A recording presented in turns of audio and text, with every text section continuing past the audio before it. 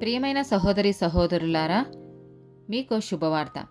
2025వ సంవత్సరంలో మొత్తం 365 అంశాలను మీతో పంచుకోబోతున్నాము.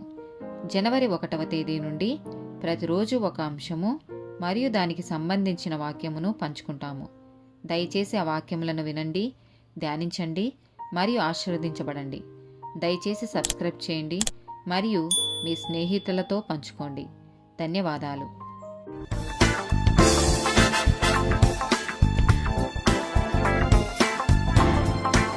51st డే టాపిక్ ఎంపిక.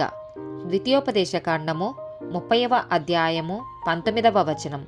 నేడు జీవమును మరణమును, ఆశీర్వాదమును శాపమును నేను నీ ఎదుట ఉంచి భూమి ఆకాశములను మీ మీద సాక్షులుగా పిలుచుచున్నాను. యెహోషువ గ్రంథము 1వ అధ్యాయము 7వ వచనం.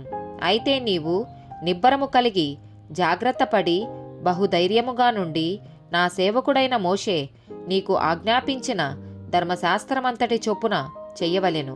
నీవు నడుచు ప్రతి మార్గమున చక్కగా ప్రవర్తించినట్లు నీవు దాని నుండి కుడికి గాని ఎడమకు గాని తొలగకూడదు.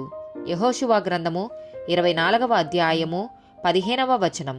యెహోవాను సేవించుట మీ దృష్టికి కీడని తోచిన ఎడల మీరు ఎవని సేవించెదరో, నది అద్దరిని మీ పితరులు సేవించిన దేవతలను సేవించెదరో, అమ్మోరీయుల దేశమున మీరు నివసించుచున్నారే, వారి దేవతలను సేవించెదరో నేడు మీరు కోరుకొనుడి.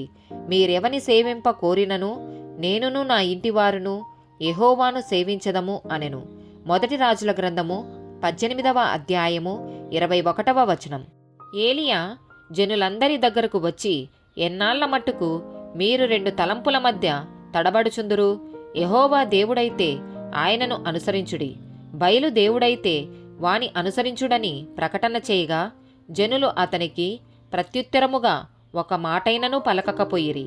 మత్తయి సువార్త 6వ అధ్యాయము 24వ వచనం. ఎవడనో ఇద్దరు యజమానులకు దాసుడుగా నుండనేరడు. అతడు ఒకని ద్వేషించి ఒకని ప్రేమించును, లేదా ఒకని పక్షముగా నుండి ఒకని తృణీకరించును. మీరు దేవునికిని సిరికిని దాసులుగా నుండనేరరు. మత్తయి సువార్త 12వ అధ్యాయము 30వ వచనం. నా పక్షమున నుండని వాడు నాకు విరోధి, నాతో కలిసి సమకూర్చని వాడు చెదరగొట్టువాడు. రోమీలకు రాసిన పత్రిక 11వ అధ్యాయము 22వ వచనం. కాబట్టి దేవుని అనుగ్రహమును కాఠిన్యమును, అనగా పడిపోయిన వారి మీద కాఠిన్యమును, నీవు అనుగ్రహ ప్రాప్తుడవై నిలిచియున్న ఎడల నీ మీద ఉన్న దేవుని అనుగ్రహమును చూడుము. అట్లు నిలువని ఎడల నీవును నరికివేయబడుదువు. గలతీయులకు రాసిన పత్రిక 5వ అధ్యాయము 1వ వచనం. ఈ స్వాతంత్రము అనుగ్రహించి క్రీస్తు మనలను స్వతంత్రులుగా చేసియున్నాడు. కాబట్టి మీరు స్థిరముగా నిలిచి మరల దాస్యమను కాడి క్రింద చిక్కుకొనకుడి. ఆమేన్.